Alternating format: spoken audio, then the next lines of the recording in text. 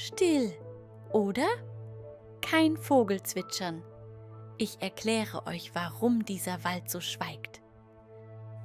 Das hier ist der Buchenwald Grumsinn im Nordosten Brandenburgs, weit weg vom Lärm. Seit 2011 UNESCO-Weltnaturerbe. Einer der größten zusammenhängenden Tiefland-Buchenwälder der Welt. Alte Buchenwälder wie dieser werden Hallenwald genannt.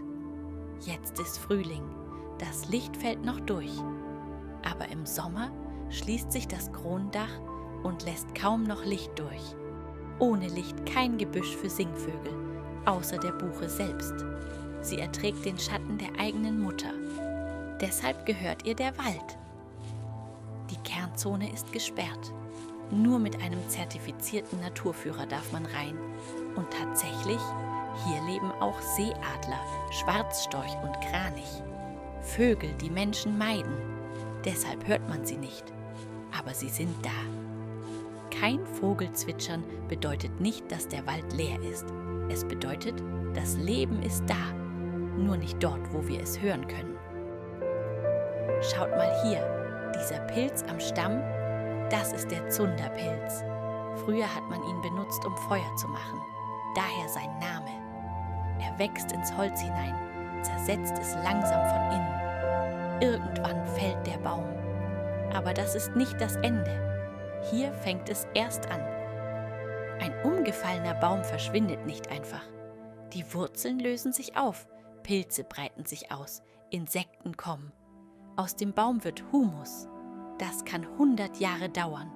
Und auf genau diesem Boden wächst die nächste Buche.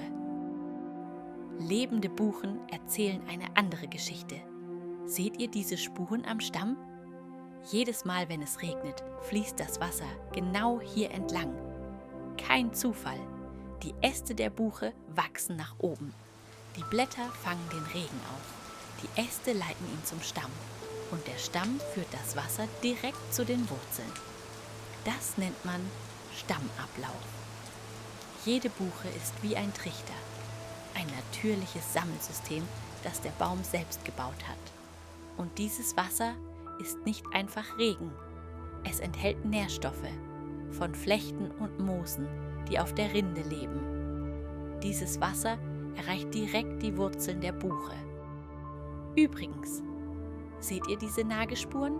Das war ein Biber. Auch er ist einer der Baumeister dieses Waldes. Das Wasser sammelt sich, wird von den Wurzeln aufgenommen, versickert in den Boden, füllt die Seen, wird wieder zu Regen. Dieser Wald selbst ist ein Wasserkreislauf. Und dann verlässt man den Wald und hört Vögel, vielleicht sogar mich. Erst in diesem Moment versteht man, was diese Stille bedeutet hat. Dieser Wald hat seit Hunderten von Jahren immer dasselbe getan. Gestorben, neu geboren, Wasser gesammelt, Leben genährt, ganz still. Und er wird es weiter tun. Abonnieren, falls ihr wiederkommt. Ich warte hier.